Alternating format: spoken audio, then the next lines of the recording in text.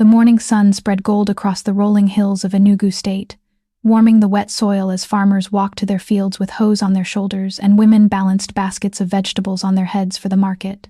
It looked like another peaceful day in the countryside, but just beyond the quiet villages stood one of the largest private farms in Nigeria, the Okafor agricultural empire.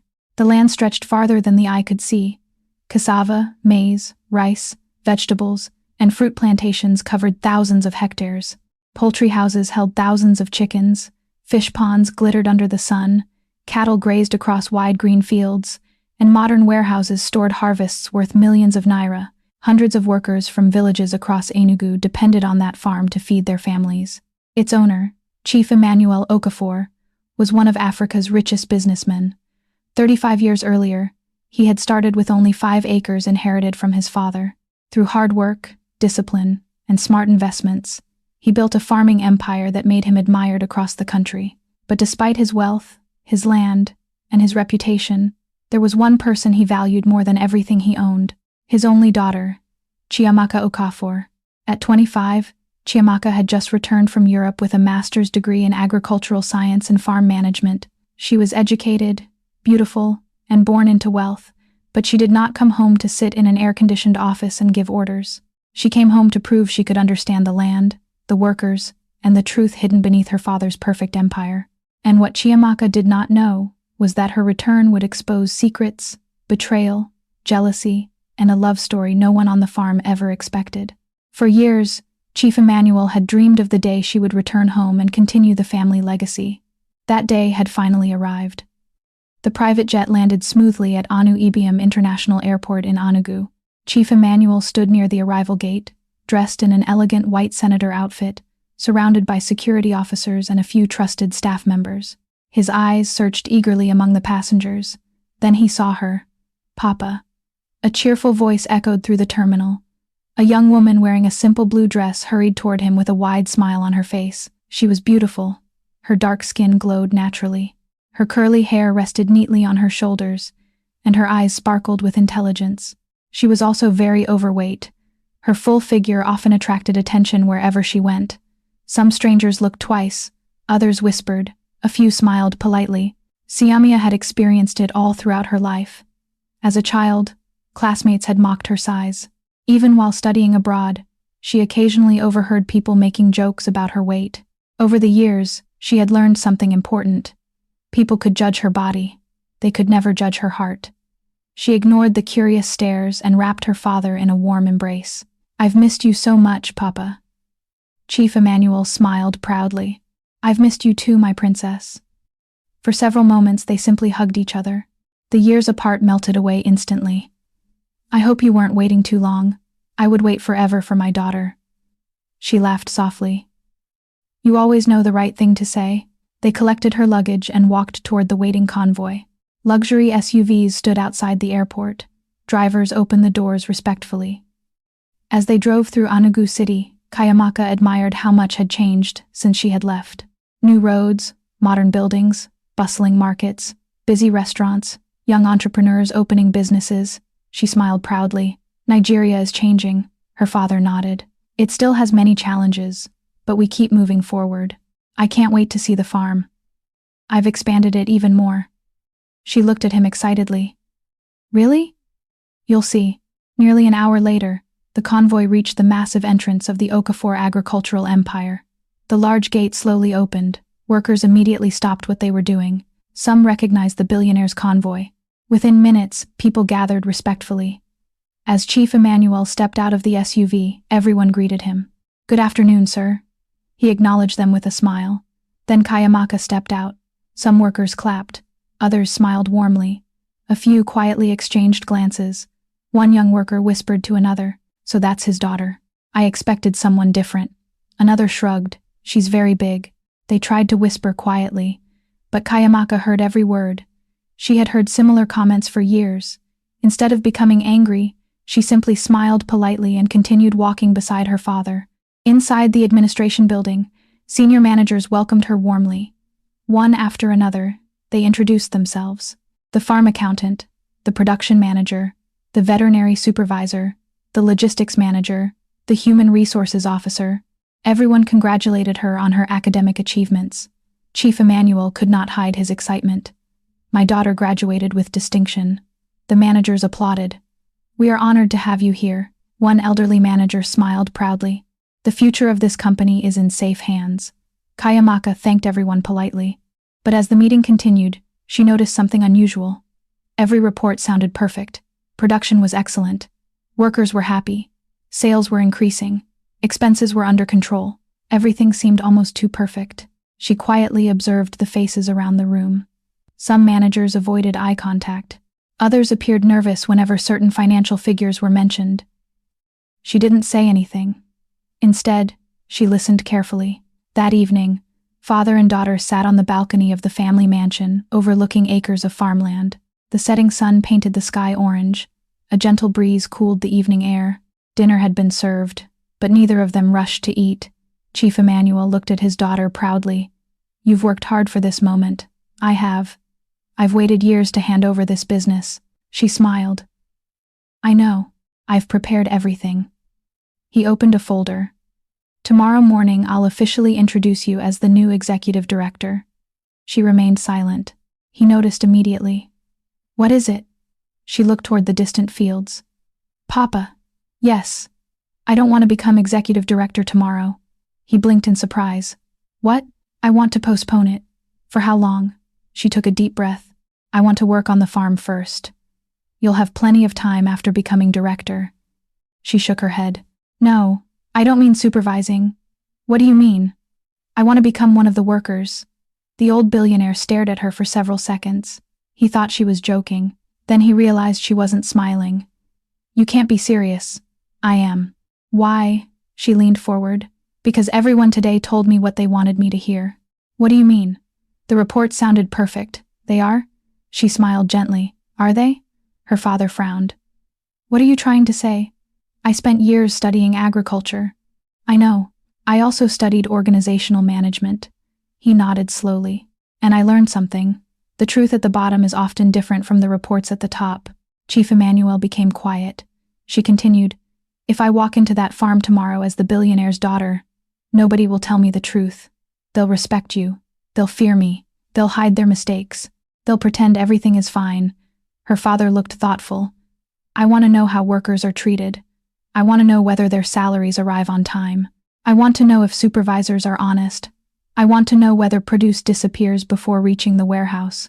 I want to know why some workers looked unhappy today." Chief Emmanuel folded his arms. "You notice that?" "Yes. Beside, you always were observant. I learned from you." Silence settled between them. Finally he spoke. "So, what exactly do you want?" "I want to disappear." He laughed. "You make it sound easy. I'll use another name. I'll wear ordinary clothes. I'll live among the workers. I'll earn the same wages. I'll eat what they eat. I'll work like everyone else." His smile disappeared. "You've never done manual labor before. I know the work is difficult. I know the sun is harsh. I know you'll get blisters. I know you'll probably be laughed at." She smiled knowingly. "Papa, I've been laughed at my whole life." He looked into her eyes. There was no fear there, only determination. "I don't care if they laugh because I'm fat. I care if innocent workers are suffering while management pretends everything is fine." Chief Emmanuel remained silent for a long time. Finally, he stood and walked toward the balcony rail. "I built this company from nothing. I know. I trusted many people. I know. Perhaps I trusted some too much." She stood beside him. "If everything is truly as good as today's reports claimed, then we'll both be happy. And if it isn't," she looked across the endless farmland, "then we'll fix it." The billionaire slowly smiled. "You really are my daughter," she laughed. "I hope that's a compliment." "It certainly is." He placed a fatherly hand on her shoulder. "Very well." Her eyes widened. "You agree?" "I do." She hugged him tightly. "Thank you, Papa. But there are conditions." She stepped back. "I'm listening. No security following you around." "Agreed. You'll carry a phone." "Of course, you'll report to me every week." "I promise. If you're ever in danger, the disguise ends immediately." She nodded. "I understand." He smiled. "Well, create a new identity." She grinned excitedly. "My name will be Chioma." "Chioma." It sounds ordinary. It does. You'll also need old clothes. I'll find some and somewhere to stay. I don't want to live in the mansion. I know. I want to stay in the farming community. Chief Emmanuel chuckled. I never imagined the daughter of a billionaire would beg to sleep in a village. She smiled. I've slept in luxury long enough. I want to earn my place. The old billionaire looked proudly at the young woman standing beside him. Most people saw only her weight. They never saw her courage. They never saw her compassion. They never saw the brilliant mind that looked beyond wealth and titles. As darkness settled over the farm, neither father nor daughter realized that this simple decision would change countless lives. Within a few weeks, Chiamaka would discover betrayal hidden beneath smiling faces, corruption buried beneath successful reports, and unexpected love growing quietly among the green fields. Her greatest lesson would not come from university classrooms in Europe. It would begin the moment she stepped onto the farm, not as the billionaire's daughter, but as an ordinary worker whom everyone believed would fail. Before dawn, while the city of Enugu was still asleep, Chiamaka Okafor quietly packed a small travel bag. Gone were the elegant dresses she had worn while studying abroad. Gone were the expensive handbags and designer shoes. Instead, she folded 2 faded wrappers, 3 old t-shirts, a worn pair of jeans, a pair of rubber sandals, and a faded headscarf into her bag. She stood before the mirror in her bedroom. For a moment, she barely recognized herself. She tied the scarf over her thick, curly hair until only a few strands showed. She rubbed a little ash and dust on her hands and sandals to make them look well used. She removed the tiny gold earrings her mother had given her before she died and placed them carefully inside a drawer. Then she looked at herself again. The wealthy daughter of a billionaire had disappeared. Standing before the mirror was simply Chioma, an ordinary young woman looking for farm work. A soft knock came from the bedroom door. "Come in," she said. Chief Emmanuel entered quietly. His eyes rested on his daughter. "You really mean to do this?" She smiled. "I do," he sighed deeply. "I still don't like the idea. I know. You've lived a comfortable life. I've also lived a sheltered life." He nodded slowly. "I suppose that's true." He handed her a small envelope. "There is a little cash inside." She immediately shook her head. "No, in case of emergencies, I'll only use it if my life depends on it." He smiled proudly. "You're as stubborn as your mother." She laughed. "I've heard that many times." He hugged her tightly. "No matter what happens, remember who you are. I will. And remember that no amount of pretending can change the fact that you're my daughter." She smiled warmly. "I'll make you proud. I already am." An old commercial bus dropped Chiamaka near the farming community shortly after sunrise. Unlike the luxurious convoy she had arrived in the previous day, this journey was noisy and uncomfortable. The passengers squeezed tightly together. Some carried baskets of vegetables, others held live chickens. One elderly woman even balanced a sack of cassava on her lap during the entire trip. For the first time in many years, Chiamaka experienced the daily reality of ordinary Nigerians. She didn't complain once. Instead, she watched quietly. She listened to conversations about rising food prices, unpaid salaries, children needing school fees, and families struggling to survive. Every story reminded her why she had chosen this path. When the bus stopped, she stepped onto the dusty road. The farming community was already alive. Children chased one another barefoot through the narrow streets. Women swept the front of their small houses. The smell of roasted corn drifted through the morning air. Roosters crowed loudly from different compounds. She smiled. This was the real Nigeria she wanted to know. Not from books, not from reports, but from the people themselves. She walked toward the farm's employment office. Several men and women waited outside. Most were hoping to be hired as seasonal workers. A middle-aged clerk looked up. "What do you want?" "I'm looking for work." The man glanced at her from head to toe. "You've worked on a farm before?" "No," he frowned. "You sure?" "I learned quickly." Before he could reply, a loud voice interrupted them. "What is all this?" Everyone turned. A tall man wearing khaki trousers and a green shirt walked confidently toward the office. His face carried an expression that made people immediately lower their eyes. This was Mr. Agbu, the farm's foreman. He supervised hundreds of workers and enjoyed reminding everyone of his authority. The clerk quickly stood. "Good morning, sir." Mr. Abu ignored him. Instead, he stared directly at Chiamaka. "Who is she?" A new applicant. He looked at her for several long seconds. Then his lips slowly curled into a mocking smile. You came to work? Yes, sir. He folded his arms. As what, a farm worker? Silence followed. Suddenly, laughter erupted around the office. Some workers covered their mouths. Others laughed openly. One young man slapped another on the shoulder. Did you hear that? Another pointed at Chiamaka. She's joking. A woman carrying a hole laughed so hard tears formed in her eyes. My sister farm work isn't done with eating. More laughter followed. Another man whispered loudly enough for everyone to hear. If she bends once, she'll need for people to pull her back up. The crowd burst into another round of laughter. Chiamaka felt the sting of humiliation. She wanted to tell them who she really was. She wanted to say that the farm belonged to her family. Instead, she simply remained silent. Mr. Abu smirked. You people should stop laughing. The crowd slowly became quiet. Then he continued with a cruel smile. Let's be serious. He looked directly at Chiamaka. You won't last half a day. I'll try my best. He laughed. Best. He walked around her slowly. Do you know how many kilometers our workers walk every day? No. Do you know how heavy harvested cassava is? No. Can you cut grass from morning till evening? I'll learn. The foreman shook his head. I've never seen someone your size survive 1 week here. Several workers nodded in agreement. One elderly man whispered. Maybe 2 days. Another replied. You're being generous. Mr. Agbu finally shrugged. Fine. The crowd looked surprised. I'll employ you. Camilla smiled. Thank you, sir. He raised a finger. Not because I think you'll succeed. Her smile faded slightly, but because I want everyone to witness your failure. More laughter echoed across the compound. You start today. I understand. He pointed toward the fields. If you quit before sunset, don't come back tomorrow. I won't quit. He laughed again. Well, see. The workers were divided into groups. Some headed toward the maize fields. Others went to harvest vegetables. Chiamaka was assigned to weed one of the cassava plantations. She struggled to keep up with the fast pace.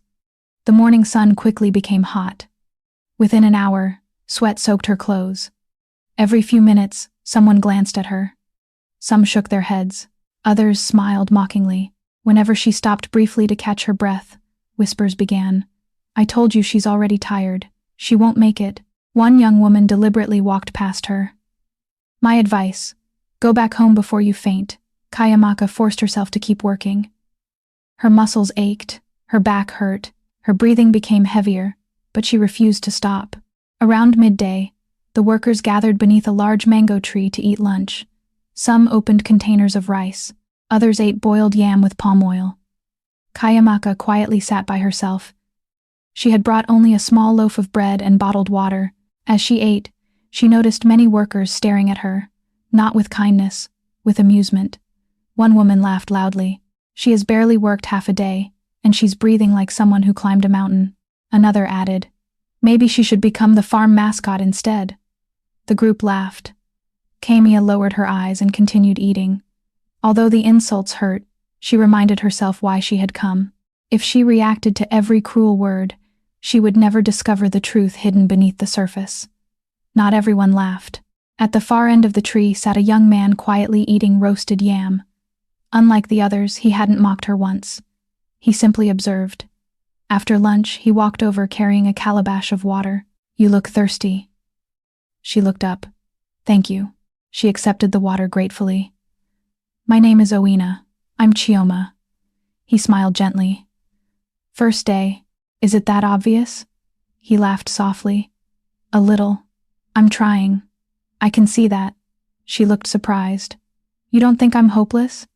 He shook his head. Everyone starts somewhere. She smiled for the first time that day. Thank you. Ignore them. It's difficult. I know. They laughed at me too. She looked confused.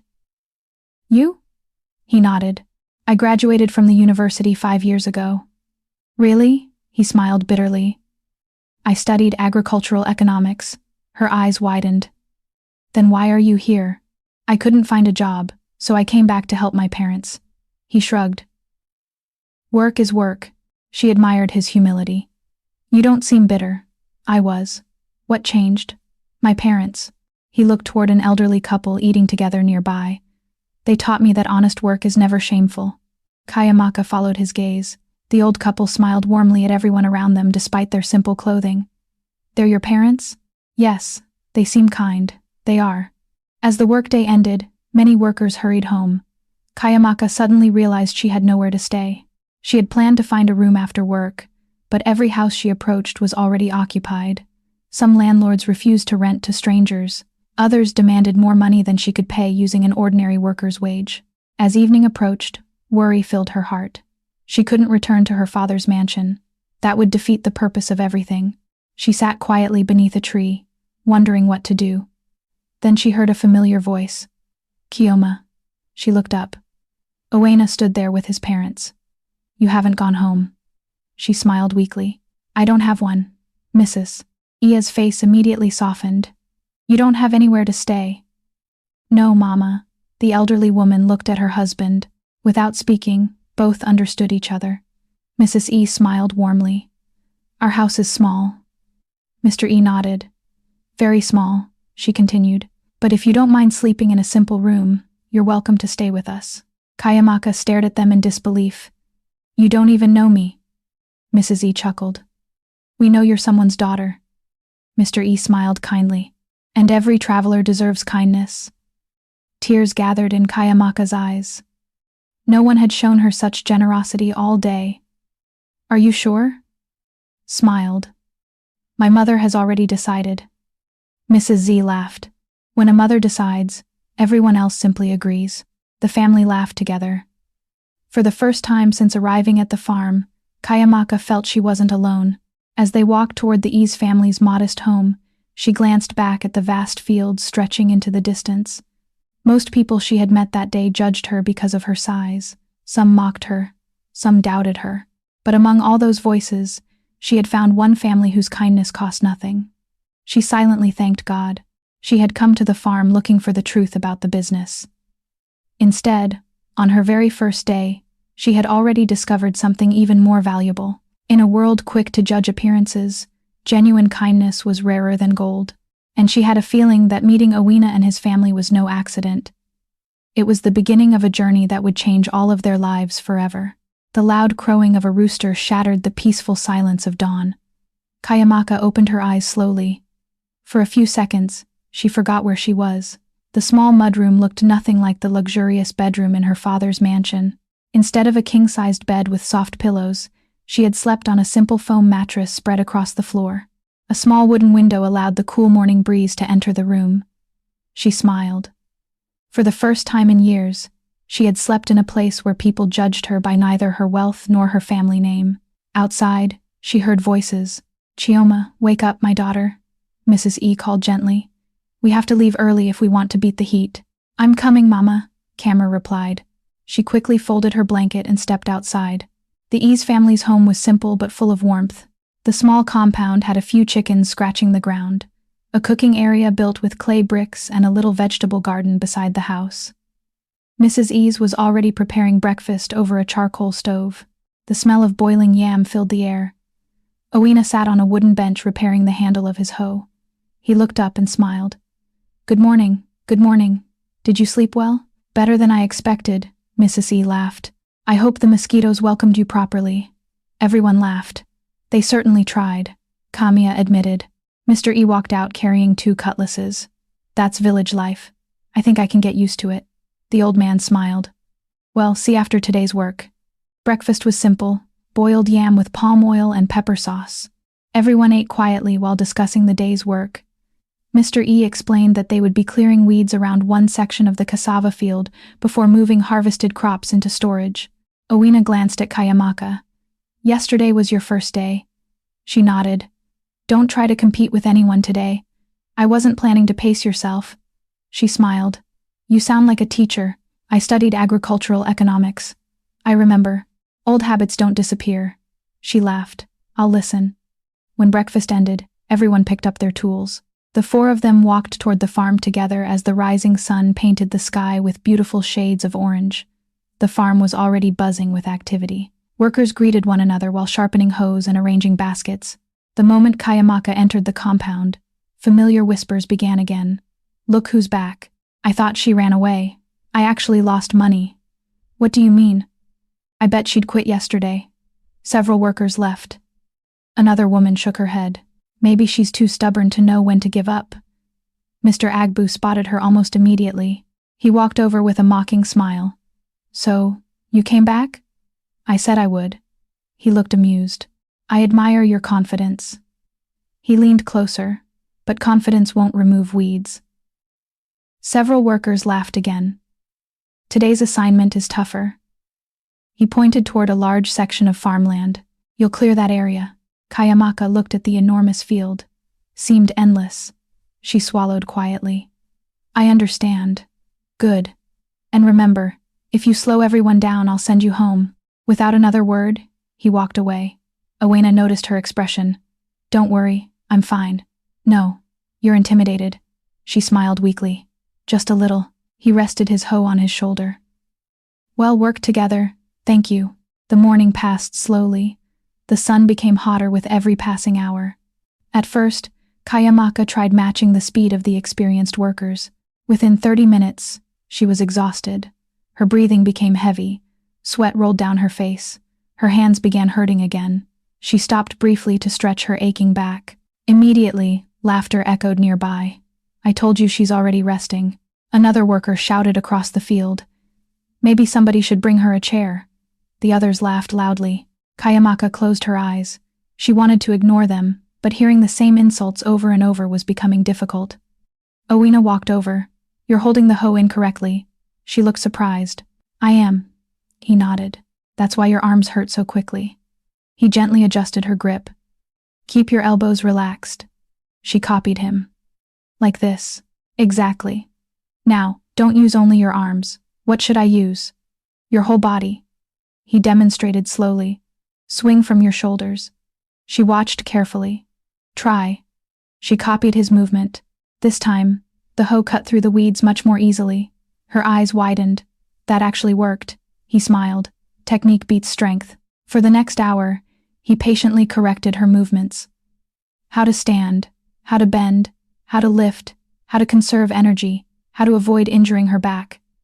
Every lesson made the work slightly easier. She realized something important. Owena never made her feel foolish for not knowing. He simply taught her patiently, kindly. Around midday, Chiamaka noticed something else. Whenever Mr. Agbu walked through the fields, the workers suddenly became quiet. Conversations stopped. People worked faster. No one looked him directly in the eye. The atmosphere changed completely. She found it strange. During lunch, she quietly asked Owena, "Why is everyone afraid of the foreman?" Owena looked around before answering. "Keep your voice down." "Why?" "He has influence." "What kind?" "He decides who works." "I thought everyone had fixed assignments." He smiled sadly. "That's what newcomers think." "What do you mean?" "If he likes you, you'll get easier jobs. And if he doesn't, you'll spend weeks clearing bushes under the hottest sun." She frowned. "That's unfair. It gets worse." "How?" "Sometimes people mysteriously lose work days." "What do you mean?" "They work. They sign attendance. But when salary comes, they're told they missed several days." Chiamaka became silent. "Has it happened to you?" He nodded once. I complained. "What happened?" He gave a bitter laugh. "I spent 2 weeks cleaning animal pens." She clenched her fists beneath the table. Everything her instincts had warned her about during the management meeting was beginning to make sense. The afternoon became even harder. The workers were asked to carry heavy baskets filled with freshly harvested cassava. Each basket weighed far more than Chiamaka expected. She struggled to lift one. Several workers watched with amusement. One young man laughed. "I don't think the basket is the one carrying her." Another woman added, "Maybe they should give her children's work." The group burst into laughter. Chiamaka finally managed to lift the basket. She took only a few steps before losing balance. The basket slipped. Cassava scattered across the ground. Silence followed. Then came the laughter, louder than before. Some workers clapped sarcastically. Others pointed fingers. Mr. Abu happened to witness the entire incident. He walked over, shaking his head.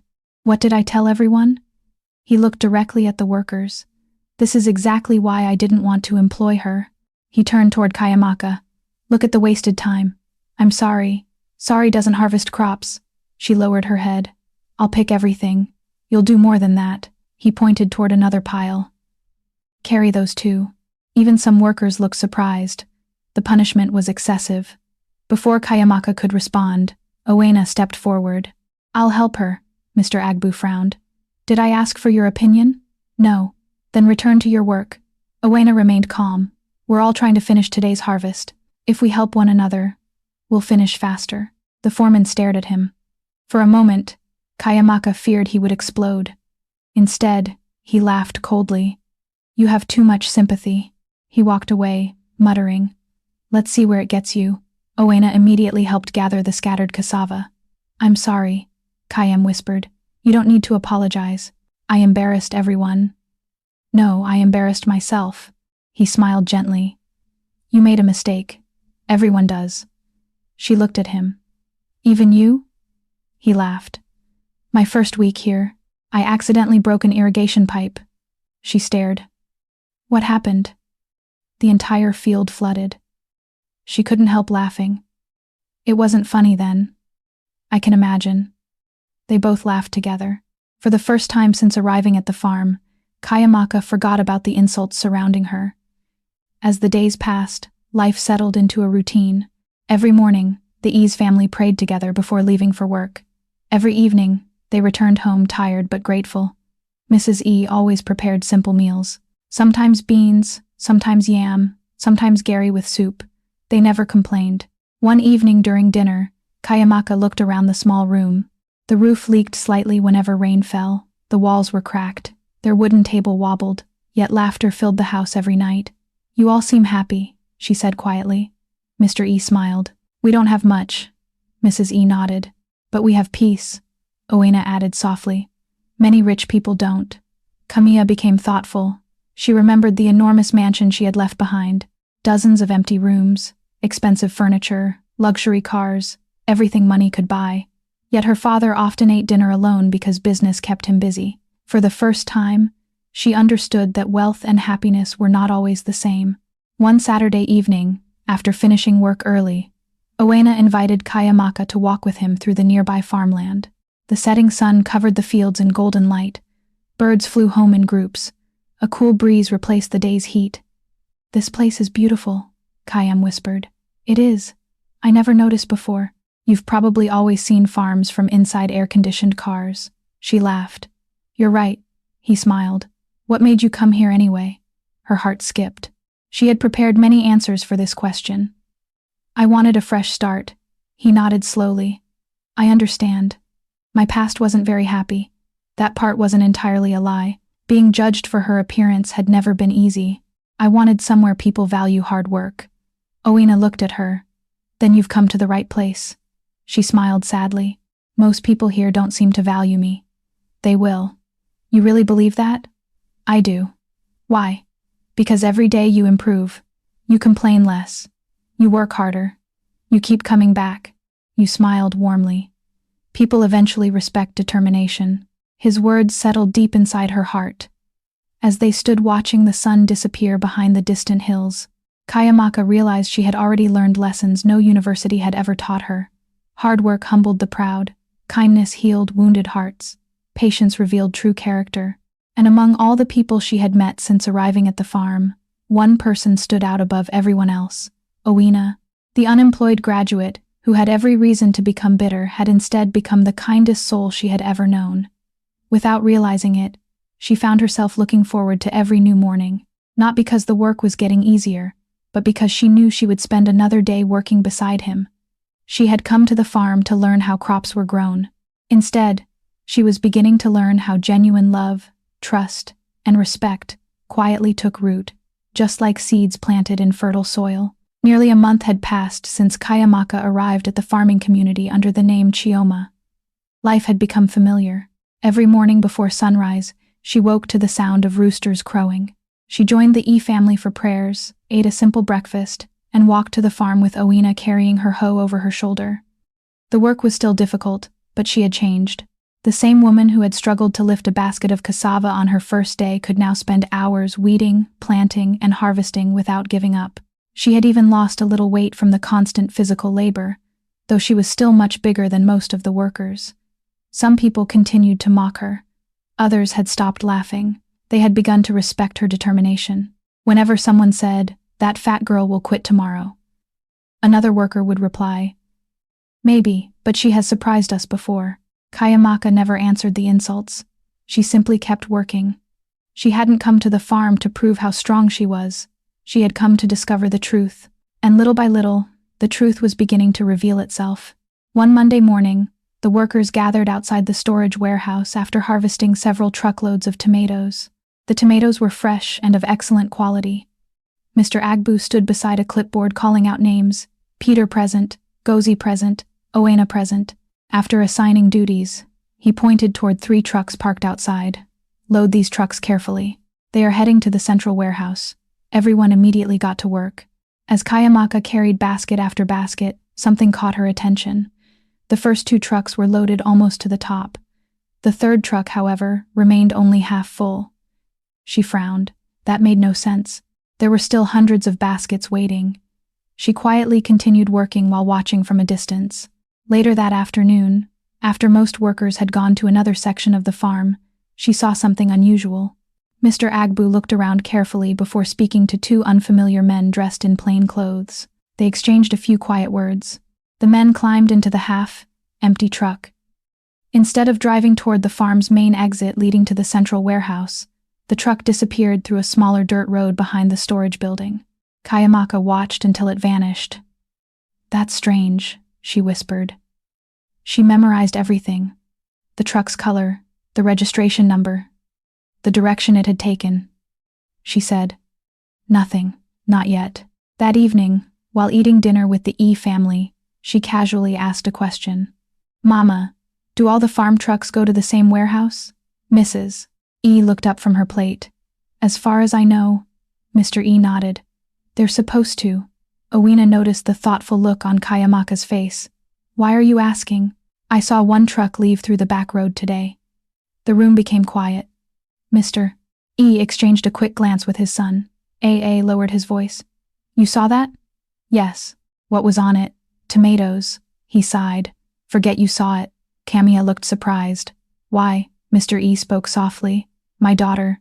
Some questions bring trouble, but isn't it strange?" "It is." "Then why doesn't anyone report it?" Mrs. E smiled sadly.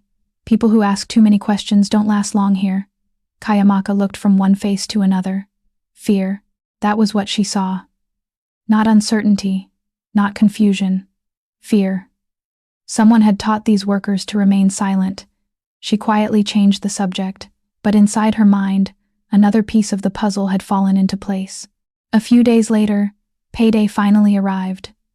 The workers lined up outside the administrative office. Everyone looked excited. For many families, this money meant food, school fees, and medicine. One by one, names were called. Each worker received a sealed envelope. Some smiled, others frowned. Then came the shouting, "This isn't complete." An elderly worker named Musa stared inside his envelope. "I worked every day this month." The payroll clerk barely looked at him. "You missed 6 days." "I didn't miss any. The attendance register says otherwise." Musa raised his voice. "Someone is lying." Immediately Mr. Agbu appeared. "What is the problem here?" Musa held up the envelope. "My salary has been reduced." The foreman's expression hardened. "The records are correct." "They're not. I worked every day." Mr. Agbu stepped closer. "Are you accusing management of stealing?" "No. I'm saying there's a mistake." "There is no mistake. But if you continue causing trouble," he pointed toward the gate, "you won't work here next month." Silence. Musa lowered his head. Slowly, he walked away. Chiamaka watched everything. The other workers avoided eye contact. Nobody defended the old man. Not because they believed he was wrong, because they were afraid. When her own turn came, she accepted her envelope quietly. Later, she counted the money. It was correct. Then she noticed something. Her attendance card had been marked perfectly, but she clearly remembered seeing Musa work every single day. Why was his different? That night, She secretly wrote everything in a small notebook she kept hidden beneath her mattress. Truck leaving through back road. Workers' salary reduced without explanation. Workers afraid to complain. The list was growing. The following week, Chiam volunteered to help inside one of the produce warehouses. It was the perfect opportunity to observe how harvested crops were recorded. The warehouse manager, a cheerful man named Samuel, handed her a notebook. Count every basket entering. No problem. For hours, she carefully recorded everything. 300 baskets of peppers, 240 baskets of tomatoes, 170 bags of onions. Before closing time, she quietly compared her figures with the official register lying on the manager's desk. Her heart skipped. The numbers didn't match. According to her count, 300 baskets of peppers had arrived. The official record showed only 250. 50 baskets had disappeared on paper. She checked again. The tomatoes were also different. So were the onions. She frowned. How can this be? She pretended not to notice. Instead, she memorized every number. Later that evening, she copied them into her notebook. Someone wasn't simply stealing produce. Someone was changing official records. One afternoon, Chiamaka and Owena worked together repairing a broken irrigation channel. The work was less stressful than harvesting, giving them time to talk. "You've been unusually quiet lately," Owena observed. "I've just been thinking about what?" She hesitated. "Do you trust everyone on this farm?" He laughed softly. "That's an interesting question." "I'm serious." He became thoughtful. "I trust my parents," she smiled. "I expected that. I trust a few workers and management." He didn't answer immediately. Finally, he sighed. "My degree taught me how a successful farm should operate." He looked toward the administrative buildings. "This one doesn't." "What do you mean?" "Things disappear. Records change. Workers complain quietly. But nobody can prove anything." Chiamaka listened carefully. "Have you ever tried investigating?" "I did once." "What happened?" He smiled bitterly. "I was warned." "By who?" "The foreman." "What did he say?" "He told me. Educated people should know when to mind their own business." Chiamaka felt anger rising inside her. She forced herself to remain calm. "If you had proof, what would you expose them?" Owena looked directly into her eyes without hesitation. His answer made her smile. He wasn't just kind, he was honest. That evening, after everyone had gone to sleep, Chiamaka quietly stepped outside the E family's house. The moon shone brightly over the village. She took out her phone. It was the only expensive item she had secretly kept. She had rarely used it since arriving because she didn't want anyone asking questions. She dialed a familiar number. Her father answered almost immediately. "My princess." "Hello, Papa." His voice was filled with relief. "I've been worried." "I'm fine." "Are you eating properly?" She laughed. "Mama Ease won't let me go hungry." "I'm glad." He became serious. "Have you discovered anything?" She looked around to ensure nobody was nearby. "Yes." His tone changed immediately. "What?" She told him everything. The missing produce, the reduced salaries, the altered warehouse records, the mysterious trucks. Chief Emmanuel remained silent until she finished. Finally, he spoke. "I suspected something." "You did. Our profits have been falling despite increased production. I think I know why." "You believe someone is stealing?" "I'm certain." "What do you want me to do?" She thought carefully. "Nothing." "What? If you investigate now, they'll hide everything." "You want more evidence." "Exactly. Beside, be careful." "I will. If you're ever in danger." "I know." "You'll leave immediately." She smiled softly. "I promise." After ending the call, she looked toward the distant farm. The corruption was bigger than she had imagined. This wasn't the work of one dishonest laborer. It involved records, payroll, transportation, warehouses. Someone inside management was carefully stealing from both the company and the workers. But who? Mr. Agbu was certainly involved. That much seemed obvious. Yet Chiamaka couldn't shake the feeling that he wasn't acting alone. Someone higher up had to be helping him. The next morning, as the workers harvested maize, Chiamaka noticed another strange incident. A young widow named Ada approached Mr. Abu quietly. "Sir, what? My son is very sick. So, I was wondering if I could receive part of next month's salary in advance."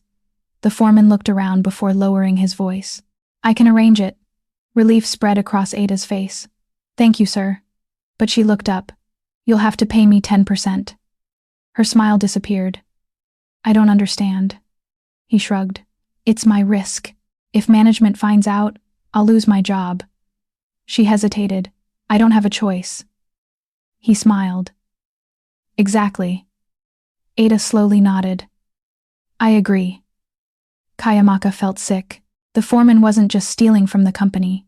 He was exploiting desperately. By evening, another page had been filled in her hidden notebook. Each passing day uncovered another layer of corruption. Each passing day strengthened her resolve.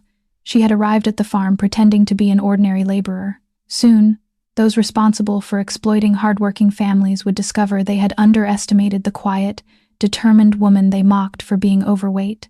The seeds of justice had already been planted, and before long, they would grow into a harvest that no one, not even the powerful foreman, would be able to stop. The rainy season had arrived in Enugu. Dark clouds gathered over the vast farmland almost every afternoon, bringing cool winds that danced across the endless fields of cassava, maize, and vegetables. The dry, dusty paths that Chiamaka had walked during her first weeks at the farm were now covered with soft mud. Nearly 2 months had passed since she arrived at the farming community as Chioma. Her hands, once soft from years of living comfortably, were now rough with calluses. The painful blisters had disappeared. She no longer struggled to hold a hoe. She no longer gasped for breath after every hour of work. Although she was still a very fat young woman, her body had become stronger. She could now work from sunrise until evening with only short breaks. More importantly, the workers had begun to see her differently. Many still joked about her size, but fewer people questioned her determination. Whenever difficult tasks came up, she volunteered without complaining. Whenever someone needed help carrying heavy baskets, she tried her best. She had earned something money could never buy: respect. One cloudy morning, the workers gathered beside a large maize field waiting for instructions. Mr. Abu walked up with his usual stern expression. Today's rain may become heavy before noon, he announced. We harvest as much as possible before then. Everyone picked up their tools. As usual, Chiamaka and Owena worked side by side. Over the past several weeks, they had become inseparable. They laughed together, worked together, ate lunch together.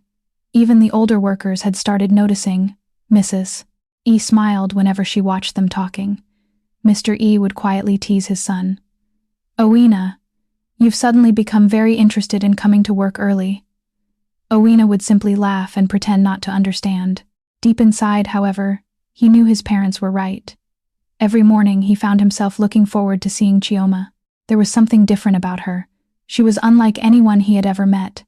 As they harvested maize, Chiamaka accidentally cut herself on a sharp cornstalk. Ouch. A thin line of blood appeared on her finger. Owena immediately dropped his basket. Let me see. It's just a small cut. He gently held her hand. It still needs cleaning.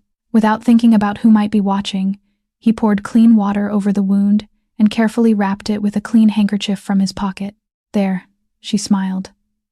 You carry handkerchiefs to the farm? He laughed. My mother insists. She's a wise woman. I've stopped arguing with her. Chiamaka looked at the neatly tied cloth around her finger. You didn't have to do this. I wanted to. For a brief moment their eyes met. Neither of them spoke. Then someone shouted from across the field. Owena. Another worker laughed loudly. Have you become the farm nurse? The surrounding workers burst into laughter. Owena smiled without embarrassment. If helping someone makes me a nurse, then I'm proud of it. The laughter slowly faded. Even Chiamaka was surprised by his confidence. Most people cared too much about what others thought. Anna didn't. Later that afternoon, the sky suddenly darkened. A loud clap of thunder echoed across the fields. Rain! Someone shouted. Within seconds, heavy drops began falling from the sky. The workers grabbed whatever they could and ran toward the nearest storage shed. Everyone squeezed inside the small building. Rain pounded loudly against the zinc roof. The cool air brought relief after hours of working under the hot sun. Mrs. Ease opened a small container. I brought roasted ground nuts. Soon, everyone began sharing food. Someone offered roasted corn. Another worker passed around boiled pears. For nearly an hour, the workers forgot about their problems. Stories filled the shed. People laughed. Old men told funny tales from their youth. Women teased one another about village gossip. Chiamaka listened quietly. She had never experienced anything like it. At expensive restaurants abroad, people often sat together while staring at their phones. Here, people had almost nothing. Yet everyone talked, everyone laughed, everyone shared. Owena noticed her smiling. "What? I was just thinking about how happy everyone seems." He looked around. "Happiness doesn't always depend on money." She nodded slowly. "I believe that now when the rain finally stopped, the workers returned to the fields. The ground had become slippery. As Chiamaka carried a basket of harvested maize, her foot suddenly slid in the mud. She lost her balance. The heavy basket pulled her backward. Before she could hit the ground, 2 strong hands caught her. It was Owena. He steadied her carefully. "Easy," she laughed nervously. "I almost destroyed today's harvest. And probably you're back." Several workers nearby smiled. One elderly woman whispered to another, "Those two look good together." The other woman nodded. "They certainly do." Neither Chiamaka nor Owena heard them. Days later, Mrs. E asked Chiamaka to accompany her to the village market after work. The market was lively. Women shouted prices. Children ran between stalls. The smell of roasted meat and fresh vegetables filled the air. As they walked together, 2 young women standing beside a fabric shop noticed Chiamaka. One of them laughed. "Look at that fat woman." The other giggled. "I wonder how much food she eats every day."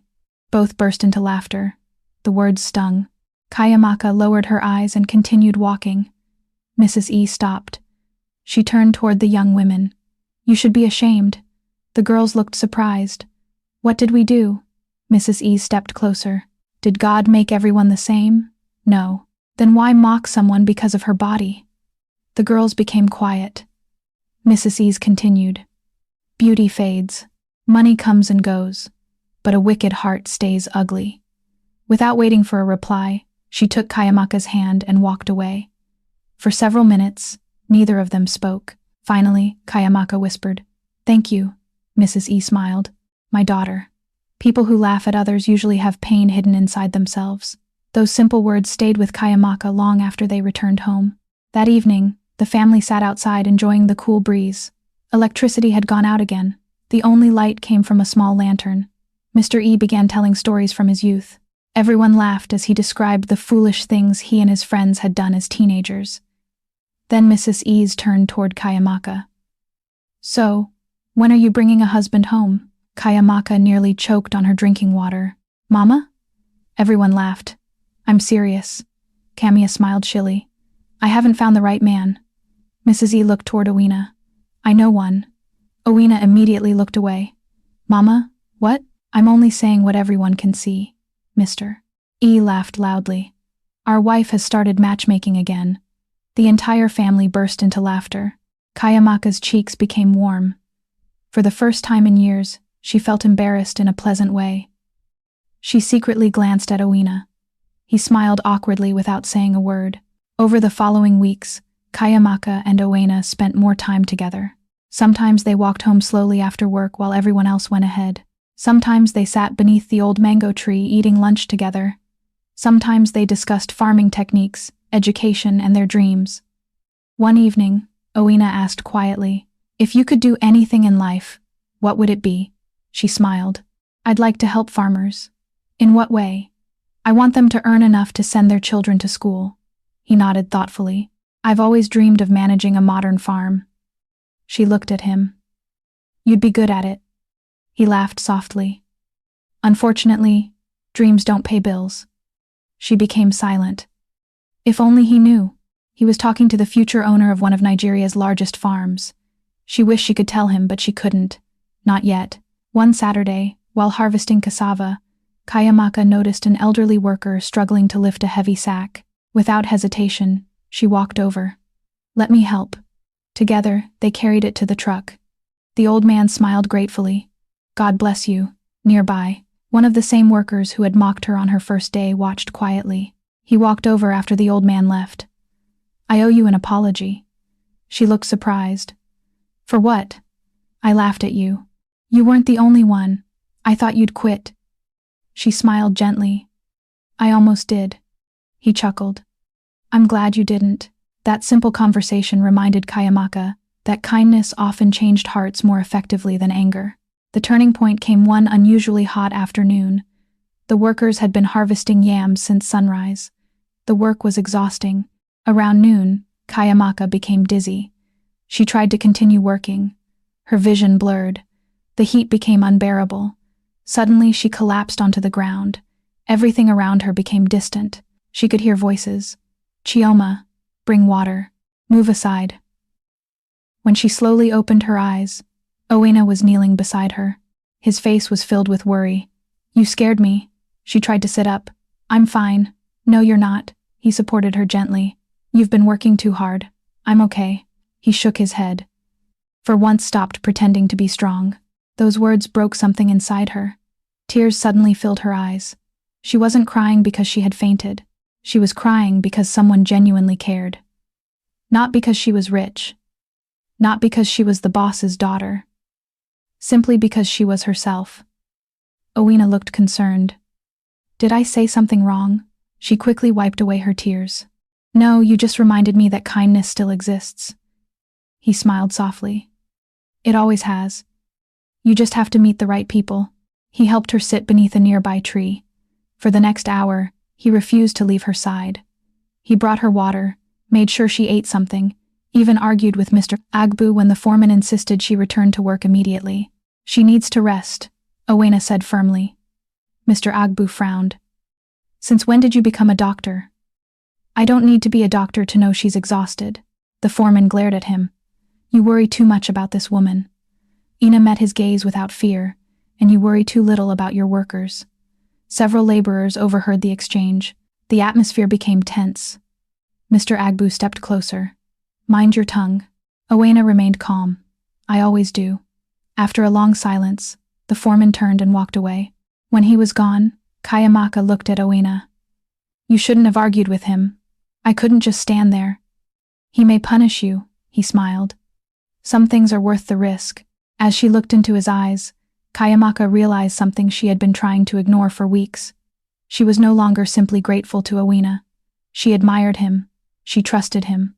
She missed him whenever he wasn't nearby. Somewhere between the long days in the fields, the shared meals, the quiet evening walks, and his endless acts of kindness, friendship had quietly blossomed into something much deeper. For the first time in her life, she wasn't wondering whether a man liked her because of her father's wealth. Owena knew nothing about the billionaire's daughter. He knew only Chioma, the overweight farm worker who struggled, laughed, cried, and worked beside him every single day, and somehow that made his kindness more precious than anything money could ever buy. The atmosphere on the Okafor farm changed almost overnight. For weeks, Mr. Abu had dismissed Chioma as nothing more than an overweight woman who would eventually quit. He had laughed whenever she struggled with farm work and enjoyed watching other workers mock her. But something had changed. Instead of giving up, she had become stronger. Instead of complaining, she asked questions. Too many questions. She wanted to know why certain trucks left the farm at unusual hours. She wanted to understand how attendance records were kept. She often volunteered to work in different sections of the farm instead of remaining in one place. To most people, she appeared to be a curious worker. To Mr. Agbu, she had become a dangerous one. One Monday morning, he stood outside the warehouse, watching Chiamaka from a distance. She was helping arrange bags of maize while quietly speaking with one of the elderly laborers. What are they talking about? He muttered to himself. Beside him stood one of his trusted assistants, a short man named Chick. Should I find out, sir? Chick asked. Mr. Agbu nodded slowly. I want to know everything about that woman. Yes, sir. Who she talks to, where she goes after work, what questions she asks. Chick smiled. I'll keep an eye on her. Mr. Agbu folded his arms. And keep an eye on Owena too. The graduate? Yes. They've become too close. I don't like it. That afternoon, the workers gathered for lunch beneath the old mango tree. As usual, Chiamaka sat beside Owena. Mrs. E had packed extra boiled plantains for both of them. As they ate, Chiamaka lowered her voice. Have you noticed something? Owena looked at her. What? I feel like someone is watching us. He glanced around carefully at the far end of the field. Chick quickly looked away. A frowned. You're not imagining it. You noticed too? He nodded. Mr. Agu has been paying unusual attention to us. Chiamaka became thoughtful. Do you think he suspects anything? I don't know, but we should be careful. She nodded quietly. Her notebook filled with evidence was hidden safely beneath the mattress in the E family's house. No one could find it. At least she hoped so. Later that week, another strange incident occurred. The workers had just finished harvesting baskets of fresh peppers when Mr. Agu suddenly called everyone together. I've received complaints. The workers exchanged confused glances. What complaints? Some people have become lazy.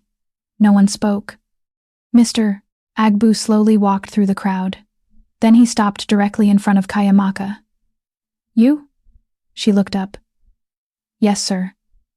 You spend too much time talking. I only speak during breaks, so you admit it. She frowned. I've done nothing wrong. Several workers watched nervously. The foreman smiled coldly. Really? You've been moving from one department to another, helping wherever I'm assigned, asking questions. I'm learning.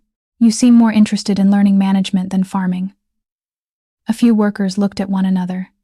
The accusation sounded odd. Chiamaka forced herself to remain calm. I simply want to become a better worker. Mr. Agbu stared at her for several seconds before speaking again. Good. Then tomorrow, you'll work alone. He pointed toward a distant section of the farm surrounded by thick bushes. You'll clear the old cassava field. The workers gasped quietly. Everyone knew that field. It was the hardest section to clear. The weeds were taller than most people. The ground was uneven. Even experienced workers avoided it. Owena immediately stepped forward. Sir, Mr. Agbu turned sharply. Did I ask for your opinion? No. Then stay out of this. Owena remained calm. That field normally requires 4 workers. It does. So why send one person? The foreman's eyes narrowed. Are you questioning my authority? I'm questioning your fairness. Silence spread across the field. Several workers lowered their heads. Nobody spoke to Mr. Agbu that way for a long moment. The two men stared at each other. Finally, Mr. Abu smiled. I see. He wrote something on his clipboard. Very well. He looked directly at Owena. You'll join her. Some workers smiled, believing the foreman had shown mercy. They were wrong, Mr. Agbu continued. And both of you will finish the entire field before sunset. The workers immediately understood it was punishment. The following morning, Chiamaka and Owena walked together toward the abandoned cassava field. Tall grass surrounded the area. Thick vines covered old tree stumps. Snakes were sometimes seen there. Chiamaka looked around. This place hasn't been cleared for months. Owena nodded. I know, she sighed. He wants us to fail. Probably. She smiled faintly. Then let's disappoint him. Obina laughed. I like the way you think. They spent hours cutting weeds. Sweat soaked their clothes. The sun burned fiercely overhead. The work seemed endless. Around midday, Kayama leaned against her hoe. I've never seen weeds this stubborn. Smiled. They're almost as stubborn as you. She laughed. Is that a compliment? It is. They continued working. As the hours passed, they developed a rhythm. One cut, one gathered, one cleared, one burned. By evening, nearly the entire field had been cleaned. When Mr. Agbu arrived expecting failure, he stopped in surprise. The field looked completely different. His smile disappeared. Instead of embarrassing them, the punishment had made them an even stronger team. He walked away without saying a word. Chiamaka quietly noticed the anger on his face. He wasn't expecting this, she whispered. Owena smiled. No, he wasn't. 2 days later, payday arrived again. This time, Owena opened his salary envelope and frowned. Something was wrong. He counted the money twice, then a third time. It's short. Mrs. E looked worried. How much? Almost half. Mr. E frowned. That can't be right. Owena walked toward the payroll office. I'll ask. Chiamaka followed quietly. Inside the office, the payroll clerk barely looked up. My salary is incomplete, Owena said calmly. The clerk checked a register. You missed 12 work days. Owena almost laughed. 12? I've worked every day. The register says otherwise. Show me. I can't. Why not? Company policy. Before the conversation could continue, Mr. Abu entered. What seems to be the problem? Owena remained respectful.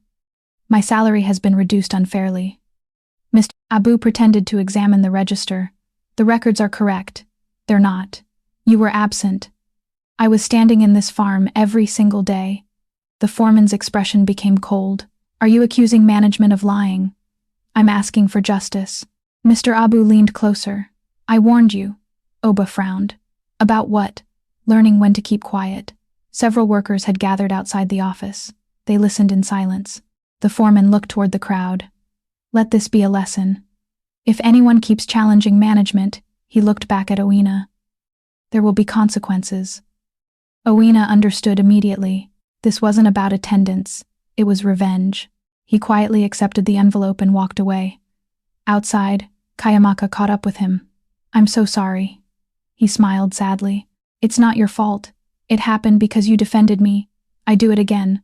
Those simple words touched her deeply. That evening, Chiamaka couldn't stop thinking about what had happened. She sat alone outside the Ease family's house looking at the stars. She felt guilty. Owena had suffered because of her. If she revealed her true identity, she could end everything immediately. One phone call to her father, one visit to the farm, one announcement, Mr. Agbu would be finished, but another voice inside her reminded her why she had come. Not just to expose one dishonest foreman, to uncover the entire network. She closed her eyes. I have to be patient. Just then, Owena walked outside carrying 2 cups of hot tea. I thought you might like this. She accepted one gratefully. Thank you.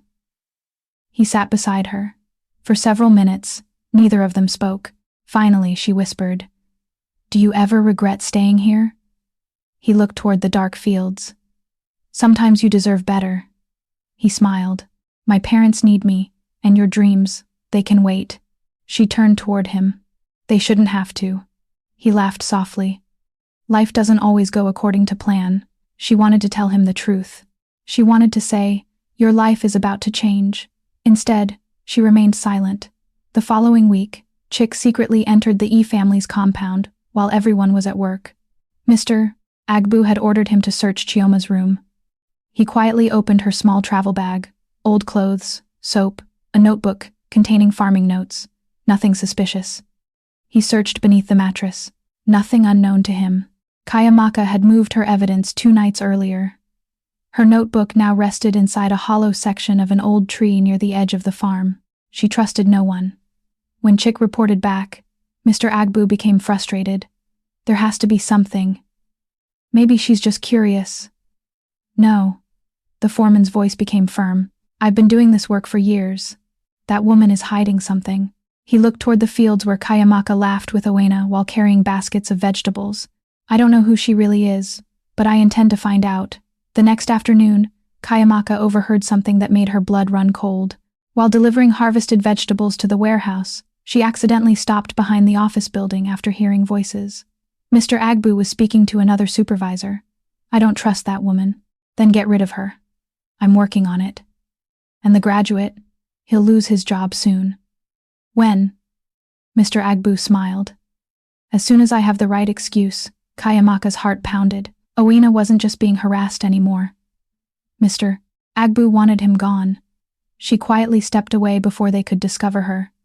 That evening, she retrieved her hidden notebook and added several more pages of detailed observations.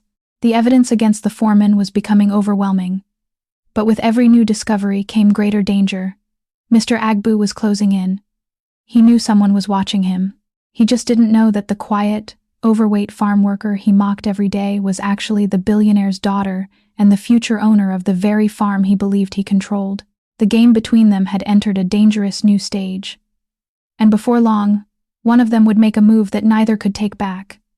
For the first time since arriving at the farm, Chiamaka felt truly afraid. She had spent nearly 3 months living as an ordinary worker, quietly observing everything around her. Every missing truckload of produce, every worker whose salary had been stolen, every dishonest record in the warehouse had been carefully written inside her hidden notebook. She had also secretly taken photographs whenever she found an opportunity.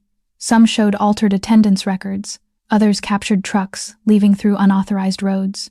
She even had pictures of workers loading farm produce onto vehicles that were never listed in the official transport schedule. The evidence was growing stronger every day. But so was the danger. Mr. Abu had become suspicious. He no longer mocked her openly. Instead, he watched her. Sometimes she would turn around and find him staring from across the field. Other times, she noticed Chick following her from one section of the farm to another. She knew she had to finish her investigation quickly. If she waited too long, her disguise might be exposed before she was ready. One Tuesday afternoon, while helping clean one of the storage sheds, Chiamaka overheard a conversation that made her stop sweeping. The voices came from inside the manager's office. The window was slightly open. She quietly moved closer without making a sound. Mr. Agbu was speaking.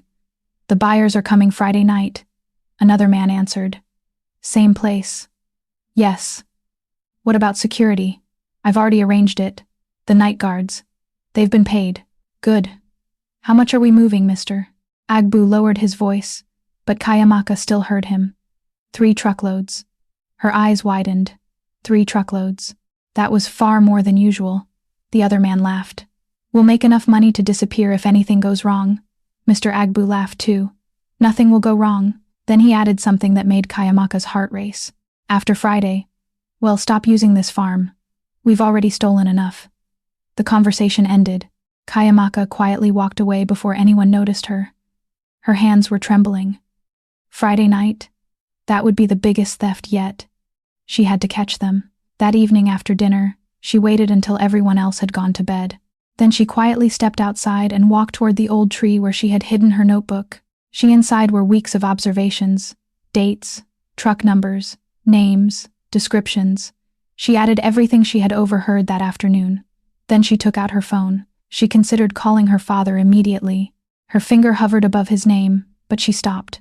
She still didn't have direct proof of the nighttime operation. She needed photographs. She needed videos. She needed evidence that nobody could deny. She closed the phone. "Just one more night," she whispered. Friday finally arrived. Throughout the day, Mr. Agbu behaved unusually. He was in an excellent mood. He even smiled at workers, removed it carefully, something he almost never did. Chiamaka quietly noticed several unfamiliar men walking around the warehouse. None wore farm uniforms. None participated in the day's work. They simply waited. By sunset, her mind was made up. Tonight, she would follow them. That evening, she pretended to go to bed early. Mrs. E smiled warmly. "You look tired." "I am. You've worked very hard this week. I'll sleep early." The family wished her good night. She waited patiently inside her room until the house became silent. Then she slowly opened the door.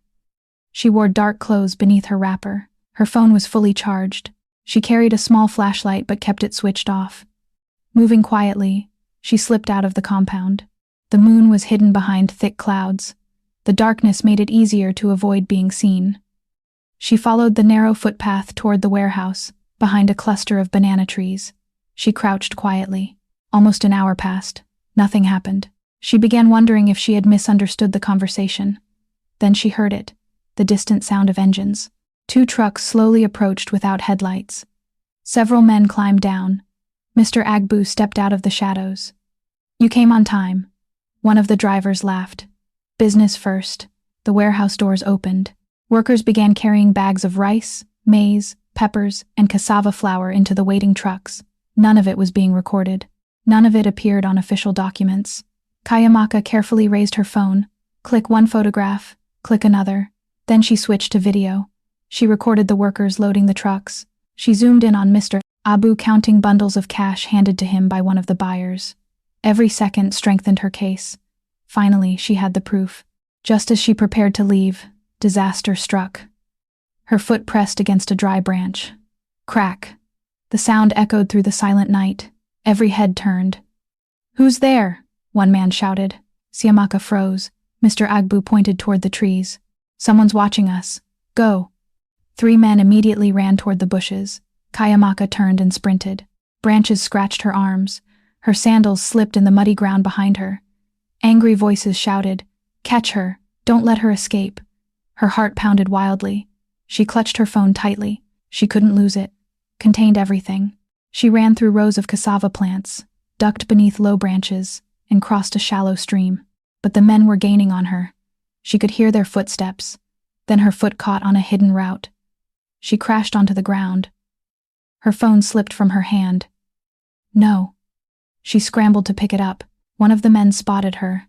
There, he pointed. I see her. Panic filled her chest. She forced herself back to her feet and continued running. Meanwhile, Owena lay awake inside his room. For some reason, he couldn't sleep. Something felt wrong. He noticed that Chioma's room was unusually quiet. He stepped outside. The door to her room was slightly open. He frowned. Chioma, no answer. He checked inside. Empty. His heartbeat quickened. Where could she have gone at this hour?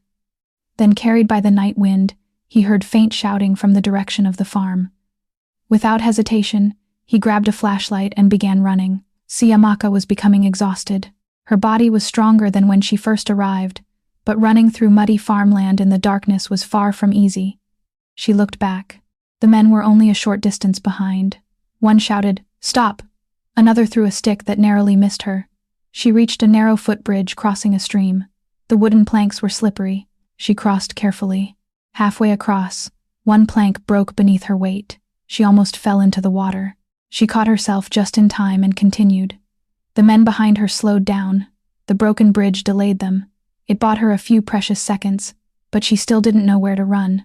Suddenly, she saw a beam of light ahead. Someone was approaching. Her heart filled with fear. Was it another thief? Then she heard a familiar voice. Chioma, Owena. Relief flooded through her. She ran toward him. He looked shocked. What happened? No time. They're chasing me. Without asking another question, Owena took her hand. This way. He knew every path through the farmland. He led her into a thick grove of bamboo where the moonlight barely reached. Together, they crouched behind dense bushes. Only moments later, the thieves ran past. I saw them go this way. No. They turned toward the stream. The men split into different directions. For several long minutes, neither Chiamaka nor Owena moved. They listened carefully. Eventually the voices faded. Only then did Owena breathe deeply. They're gone. Chiamia's hands were shaking. She looked at her phone. The screen was cracked from the fall. Her heart sank. Oh no. She quickly unlocked it. The photographs were still there. The videos too. She almost cried with relief. It survived. Owena looked confused. What exactly is going on? She hesitated. She wanted to tell him everything. The truth was right there, but she wasn't ready. Instead, she whispered, I'll explain soon. He studied her face. For the first time since meeting her, he sensed she was carrying a much bigger secret than she had ever admitted. Still, he nodded. I trust you. Those 3 words pierced her heart. I trust you. He didn't demand answers. He didn't accuse her of lying. He simply believed her. She silently promised herself that when the truth finally came out, he would be the first person she would explain everything to. They waited another 30 minutes before quietly returning to the village using hidden paths. Neither of them noticed that Chick was watching from a distance. Although he hadn't recognized Chiamaka clearly during the chase, he had seen someone escape with Owena. He hurried back to Mr. Agbu. They got away. Mr. Agbu slammed his fist against the side of the truck. Did you see who it was? No, but Owena helped the person escape. The foreman's face darkened. So, he really is involved. He smiled coldly. Good. Then I'll get rid of both of them at the same time. Back inside the E family's house, Chiamaka finally allowed herself to relax. She sat on the edge of her bed staring at the cracked screen of her phone. The evidence was complete. She now had clear photographs of the illegal operation. She had a video showing Mr. Abu accepting cash from black market buyers. She had weeks of written notes documenting payroll fraud, missing produce, and exploitation of workers. Everything her father needed was now in her hands. She quietly backed up every photograph and video to secure cloud storage, using the farm's weak internet signal. Then she sent a short encrypted message to her father. I have everything. Come to the farm on Monday morning. Bring the police and the company's legal team. Don't tell anyone. It's time. A few seconds later, his reply arrived. I'm proud of you. Stay safe. Monday changes everything. Chiamaka looked out through the small window toward the sleeping village. For months, she had lived as one of the workers. She had shared their food, shared their struggles, shared their tears. Now, the moment she had been preparing for since stepping off that bus was finally near. The people who had stolen from hard-working families believed they had won. They had no idea that the quiet, overweight woman they had mocked every single day had just gathered enough evidence to bring their entire scheme crashing down. By Monday morning, nothing on the Okafor farm would ever be the same again. Monday morning arrived with an unusual silence over the Okafor agricultural empire. The sun had barely risen above the distant hills when the workers began arriving one after another. Usually, the farm buzzed with laughter, greetings, and the sounds of hoes striking the earth. That morning was different. Rumors had spread throughout the farming community over the weekend. The owner is coming. No, not just the owner. They say important people from the head office are coming too. I even heard government officials will be here. Nobody knew the real reason. The workers simply gathered in small groups, whispering among themselves. Chiamaka stood quietly beside Owina. Although she looked calm on the outside, her heart was beating rapidly. The moment she had prepared for over the last 3 months had finally arrived. Everything would change today. Owina noticed she was unusually quiet. "You hardly touched your breakfast this morning," she forced a smile. "I wasn't very hungry." He looked at her carefully. "You've seemed nervous since Friday night." She lowered her eyes. "I know. I've wanted to ask you something." She looked at him. "What is it?" He hesitated. "Who are you?" For a moment, time seemed to stop. She searched his face. There was no anger, no suspicion, only genuine curiosity. She sighed softly. "I promised I would tell you. You did, and I will," when she smiled sadly very soon before he could ask another question. The loud sound of engines echoed across the farm. Everyone turned toward the entrance. A long convoy of black luxury SUVs slowly entered the compound. The workers immediately stood up straight. Some removed their caps. Others wiped sweat from their faces. The convoy stopped in front of the administration building. Several security officers stepped out first. Behind them came men dressed in dark suits carrying briefcases. Then came lawyers from the company's legal department. A few police officers quietly took positions around the compound. The workers exchanged frightened glances. "What is happening? I've never seen this before. Why are the police here?" Even Mr. Agbu looked confused. He had expected the owner to visit eventually. He had not expected lawyers and police officers. Still, he quickly adjusted his clothes and forced a confident smile. "This is fine," he whispered to himself. "They suspect nothing." The rear door of the final SUV slowly opened. Chief Emmanuel Okafor stepped out. Even after all these years, his presence commanded respect. Every worker bowed slightly. "Good morning, sir. Good morning, everyone." His voice was calm. He slowly looked around the crowd. Then his eyes met Chiamaka's. For the briefest moment, father and daughter smiled at one another. No one else noticed. Mr. Abu hurried forward. "Chief, welcome. We weren't expecting you today." Chief Emmanuel shook his hand politely. "I know. I thought I'd surprise everyone." "You certainly have." The foreman laughed nervously. "We've prepared reports for you. I'm sure you have. I'll read them later." Mr. Agbu looked relieved. Then Chief Emmanuel asked a question. "Where are all the workers?" "They're gathered here." "Excellent. I'd like everyone to remain." The foreman's smile faded slightly. "Everyone?" "Yes. No exceptions." Within minutes, hundreds of workers stood together in front of the warehouse. Nobody understood what was happening. Some whispered prayers. Others worried they were about to lose their jobs. Chief Emmanuel stepped onto a small platform. He looked over the crowd. "For many years," he began, "this farm has provided food for thousands of families and employment for hundreds of hard-working people." The workers listened quietly.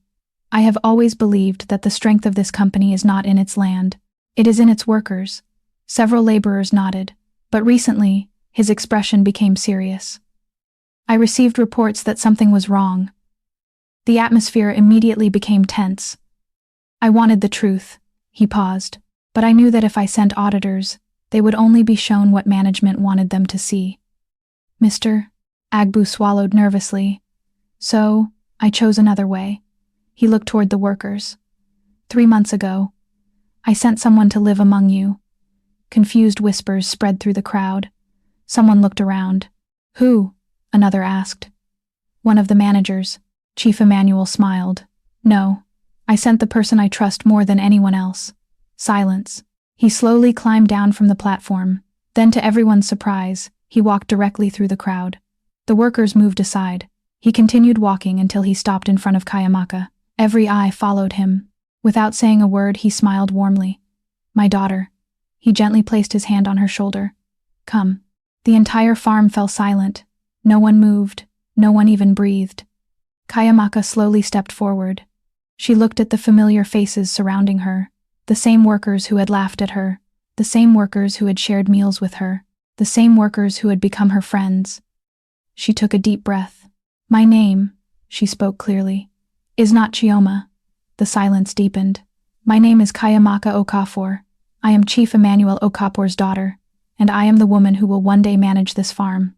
For several long seconds, nobody reacted. The words simply refused to make sense. Then gasps echoed through the crowd. No, it can't be the fat woman. Impossible. One elderly worker covered his mouth. Another dropped his hat onto the ground.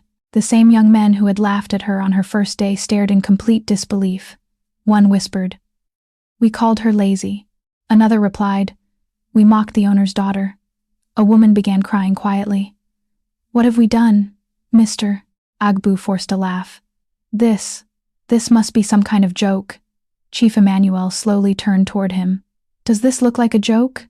The foreman's smile disappeared. Chiamaka looked around the crowd.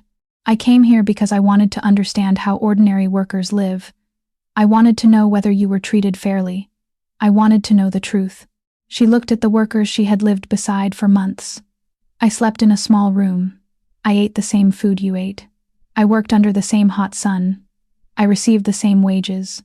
I experienced the same insults. She paused. I also experienced your kindness. Her eyes found the E's family. Mrs. E was already crying. Mr. E looked frozen. Owena simply stared at her. He couldn't speak. He couldn't move. His mind refused to believe what he had just heard. The woman he had fallen in love with, the woman he believed was an ordinary laborer, was the billionaire's only child. Chiamaka walked toward the E's family. Mrs. E's immediately tried to kneel. My daughter, I'm sorry. Chiamaka quickly stopped her. No, please don't. She hugged the older woman tightly. You welcomed me into your home when nobody else would. You fed me. You treated me like your own daughter. Tears rolled down Mrs. E's cheeks. We didn't know.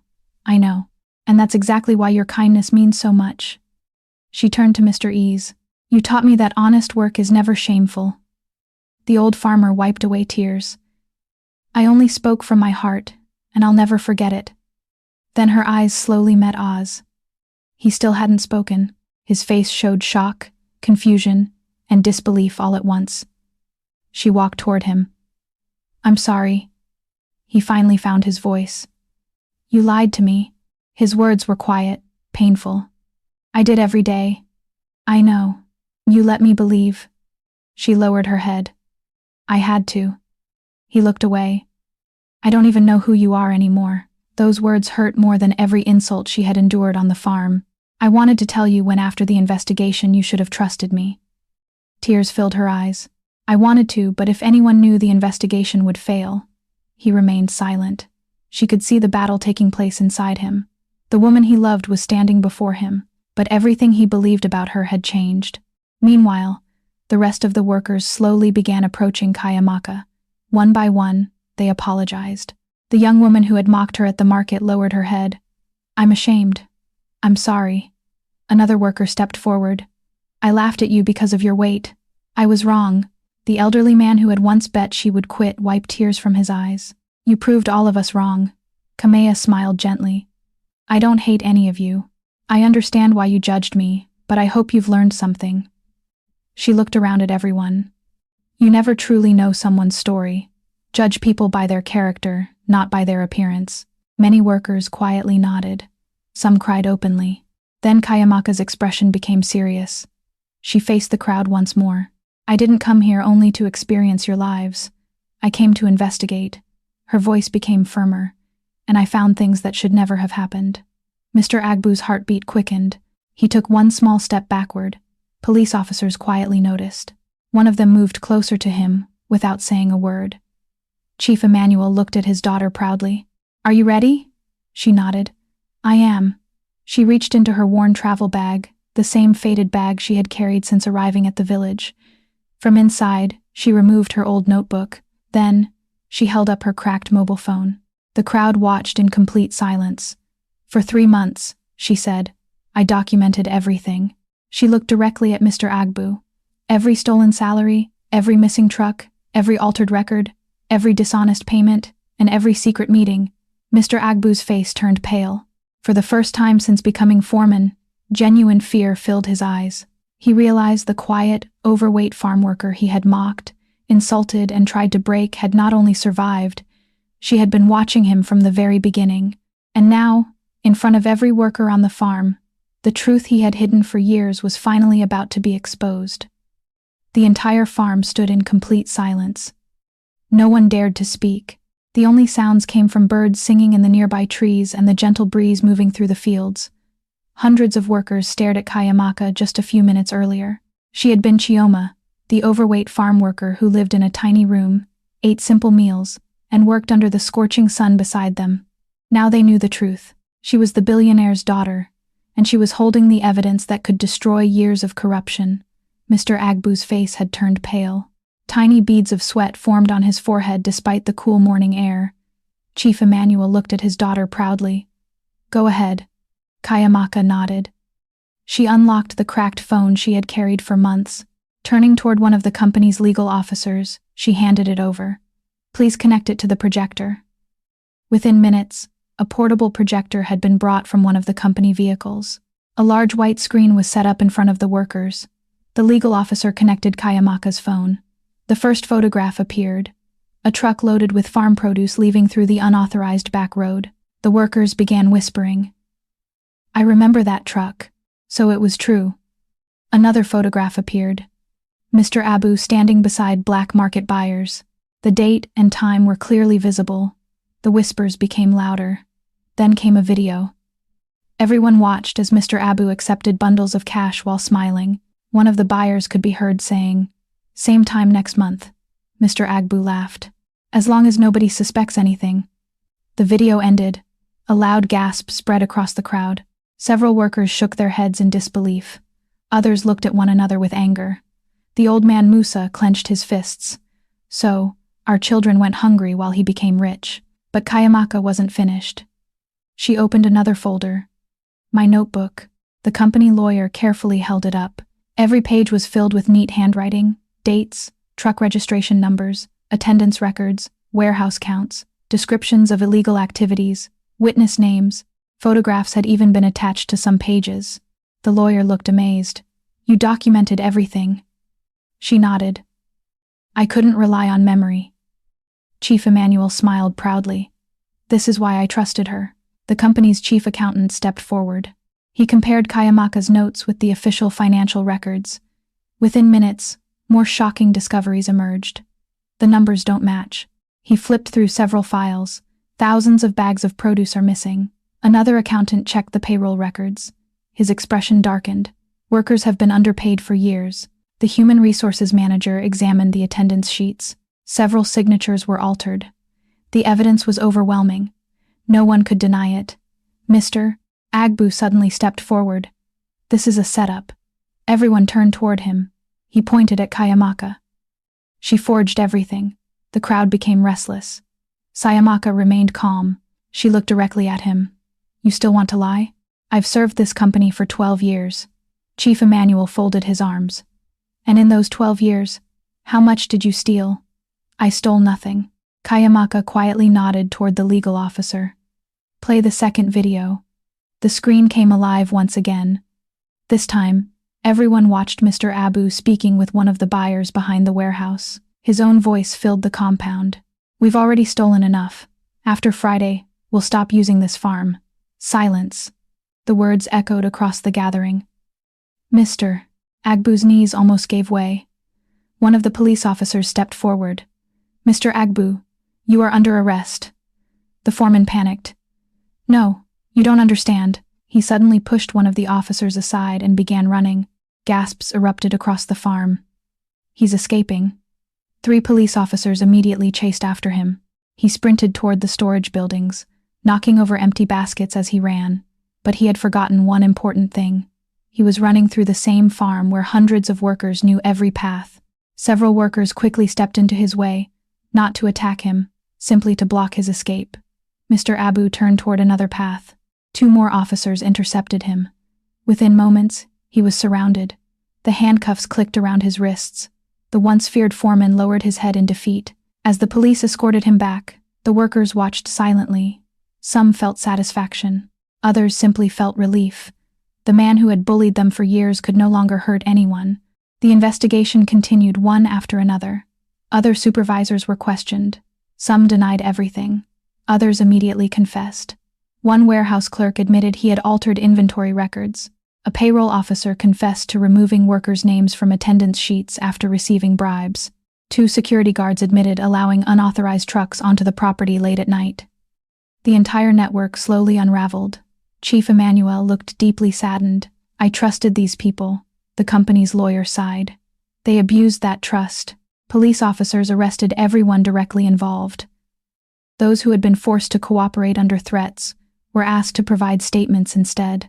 By midday, several police vehicles left the farm, carrying the suspects away. For the first time in years, the workers felt they could breathe freely. Once the arrests were complete, Chief Emmanuel addressed everyone again. "I owe every honest worker here an apology." The crowd became quiet. "As the owner of this company, I should have discovered these crimes sooner." He looked around. "Many of you suffered because of dishonest people. I am truly sorry." The workers listened respectfully. Then Chiamaka stepped beside her father. "We're going to make things right." She nodded toward the accounting department. "The payroll records have already been reviewed." The chief accountant stepped forward carrying several folders. "We've calculated every unpaid salary." Murmurs spread through the crowd. "What does that mean?" He smiled. "Every worker who was cheated will receive every naira that was stolen." The workers gasped. Some immediately began crying. Old Musa covered his face with both hands. "I thought I'd never see that money again." Another woman hugged her friend tightly. "My children's school fees, we can finally pay them." Mrs. E quietly wiped tears from her eyes. Mr. E looked up toward the sky. "Thank you, God." Temporary payment stations were immediately set up beneath large tents. The accountants carefully reviewed each worker's records. One by one, workers received envelopes containing their unpaid wages. Some had lost only a few thousand naira. Others had been cheated for years. Their repayments were much larger. The atmosphere slowly changed from sadness to joy. People laughed, people cried, families embraced. One elderly worker walked toward Chiamaka. "My daughter, I judged you because of your size. I laughed when you couldn't lift a basket." She smiled gently. "I remember." He lowered his head. "Please forgive me." She reached out and held his hands. "I forgave you long ago."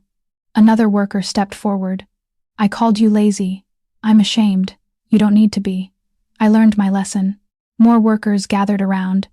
Every apology was sincere. Every face reflected regret. Chiamaka listened patiently to each one. She held no bitterness. The months she had spent living among them had taught her something important. Most ordinary people were not wicked. Many simply judged too quickly. Across the compound, Owina stood alone beneath the mango tree. He watched everything quietly. His heart felt heavy. Mrs. E approached him. "My son, you haven't spoken to her." "I don't know what to say." His mother smiled gently. "What does your heart say?" "I still love her." "Then what's the problem? Beside, I don't know if someone like her could ever belong with someone like me." Mrs. E laughed softly. "You foolish boy." He looked confused. "Did she fall in love with your money?" "No." "Did she know your parents owned land?" "No."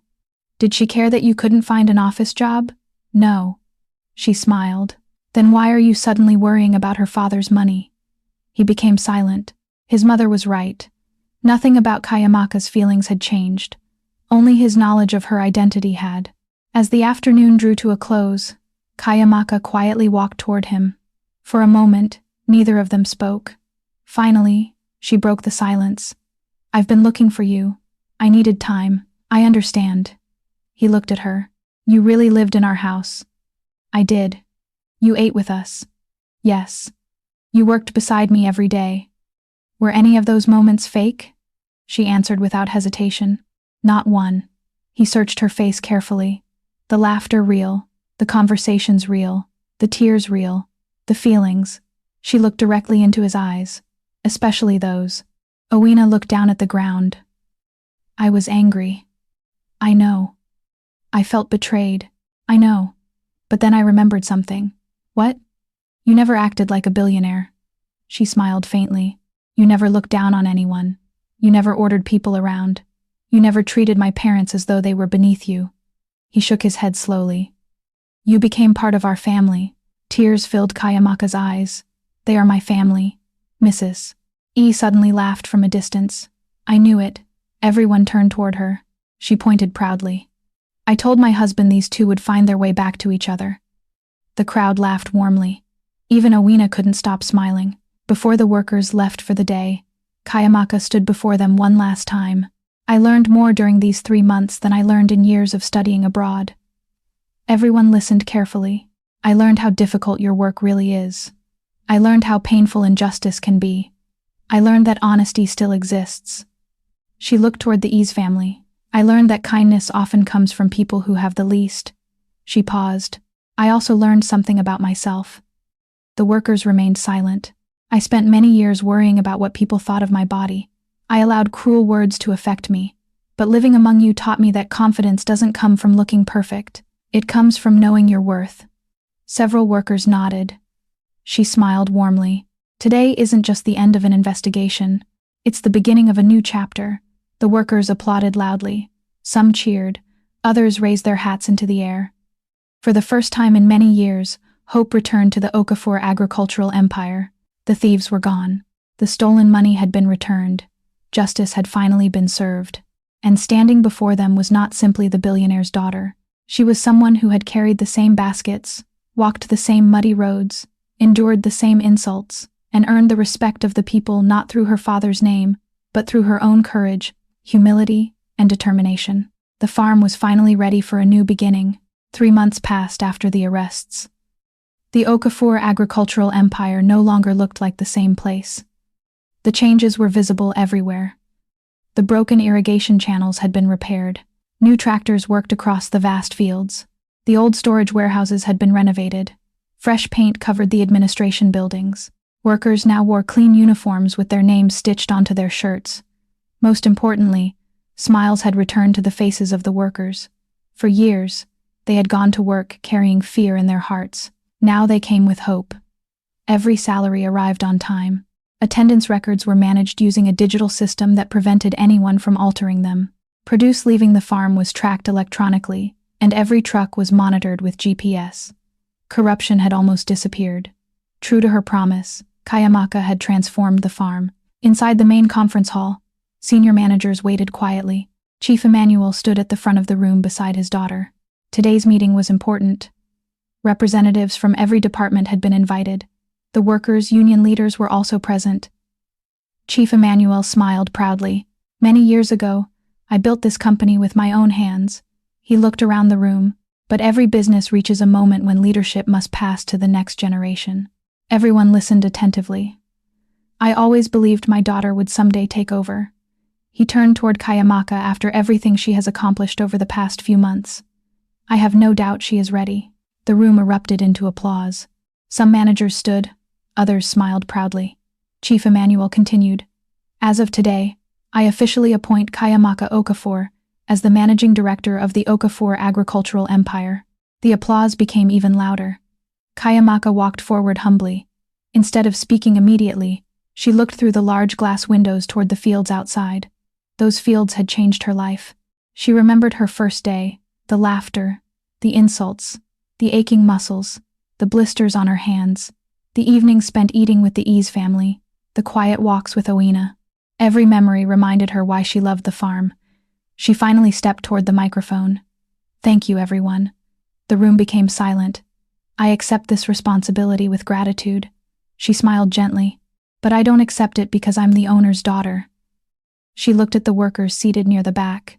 I accept it because I earned the trust of the people who make this farm successful. Many workers nodded proudly. I know what it feels like to stand under the hot sun harvesting cassava. I know how heavy those baskets become by evening. I know what it feels like to worry whether your salary will arrive. I know how painful it is to be mocked." She paused because I lived it. The room filled with applause once again. Her first decision surprised everyone. "I have an announcement." The room became quiet. I've spent the past 3 months observing many people. I've seen educated people abuse their positions. I've also seen humble people protect others without expecting rewards. She looked toward the entrance. "Owena ease." The doors slowly opened. Owena walked inside looking uncomfortable. He had no idea why he had been invited. The workers smiled as he entered. Chiamaka continued. "This man graduated years ago. He searched for work. He faced disappointment. Yet he never stopped working. Honestly." She smiled warmly at him. "He defended workers who were treated unfairly. He stood against corruption. He taught me farming techniques. He treated me with respect before he knew who I really was." She looked back at the audience.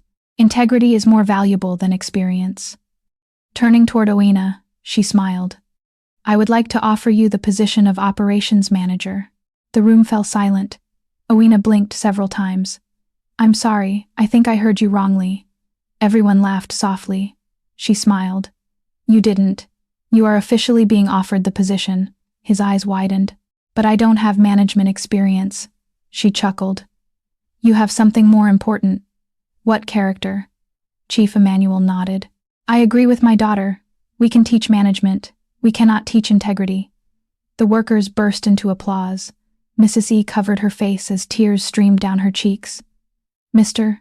E proudly placed his arm around his wife. "Our son. He finally has the opportunity he deserves." Owena slowly accepted the appointment letter with trembling hands. "I don't know what to say."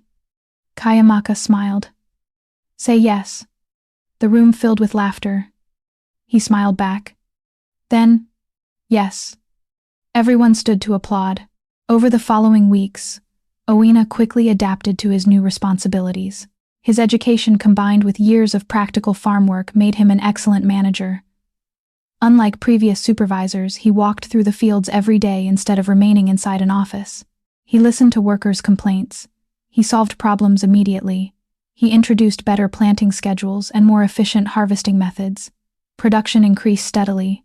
Workers admired him because he never forgot where he came from. One afternoon, Chiamaka found him helping laborers repair a damaged irrigation pipe.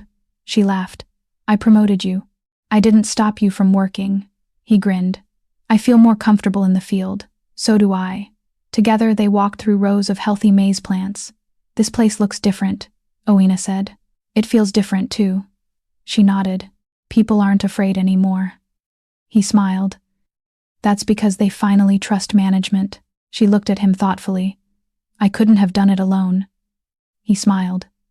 "You never were alone." As time passed, their friendship grew even stronger. Without the burden of secrets between them, they spoke openly. One evening they sat beneath the same old mango tree where they had once shared simple lunches. The sun slowly disappeared beyond the hills. The cool evening breeze carried the scent of fresh earth. Smiled. "Do you remember your first day?" She laughed. "How could I forget? You could barely lift a hoe." And everyone laughed.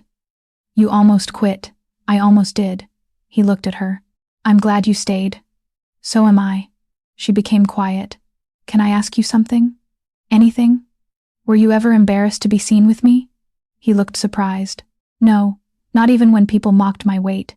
He shook his head. "I saw something they didn't." "What?" "The strongest woman I'd ever met." Tears filled her eyes. "You're the first man who's ever said something like that." He smiled gently. "I meant every word." A few weeks later, Chief Emmanuel announced a grand celebration. The farm had achieved its highest production in years. Every worker and their family was invited. Colorful tents were set up across the large open field. Traditional dancers performed. Local musicians entertained the crowd. Children laughed while running between the tables. Large pots of jollof rice, pounded yam, soups, grilled fish, and roasted meat filled the air with delicious aromas. Felt more like a family gathering than a company event. During the celebration, Chief Emmanuel stood and tapped his glass. "I have one final announcement." The crowd became quiet. He smiled toward Chiamaka. My daughter, she stood. He then looked toward Owina. My son. Owina looked confused. Chief Emmanuel laughed. I hope you don't mind me calling you that. The crowd smiled warmly. I've watched both of you for months. I've seen the respect you have for one another. I've seen your kindness. He turned toward Owina. I believe there's something you want to ask my daughter. Owina's face turned bright red. The workers immediately began cheering. Ask her. Go on. Mrs. Ease laughed so hard she had to wipe tears from her eyes. Owina looked at Chiamaka. She smiled encouragingly. Slowly he walked toward her. Every eye followed him. He reached into his pocket. Then, to everyone's surprise, he dropped to one knee. The crowd erupted with excitement. Chiamaka. His voice trembled slightly. When I met you, I thought you were an ordinary farm worker. I fell in love with your kindness. I fell in love with your courage. I fell in love with your heart. He smiled. Knowing you're a billionaire's daughter didn't change anything. It only made me admire you more. He opened a small ring box. Will you marry me? The entire farm became silent. Chiamaka looked at him through tears. She remembered every moment. Their first conversation, the handkerchief he used to bandage her finger, the night he rescued her, the way he defended her when everyone else laughed. She smiled through her tears. Yes, the crowd exploded with cheers. Workers clapped loudly. Some whistled. Mrs. E hugged Mr. Ease tightly. Chief Emmanuel wiped away tears he unsuccessfully tried to hide. Owina slipped the ring onto Chiamaka's finger before standing and embracing her. The applause seemed endless. 3 months later, wedding bells echoed across Enugu. The ceremony brought together wealthy businessmen, government officials, village elders, farm workers, and ordinary families. No one was separated by status. Everyone celebrated together that day. The Ease family sat proudly in the front row beside Chief Emmanuel, while the farm workers smiled through their tears, remembering the first time they had mocked the overweight stranger who arrived carrying a hoe.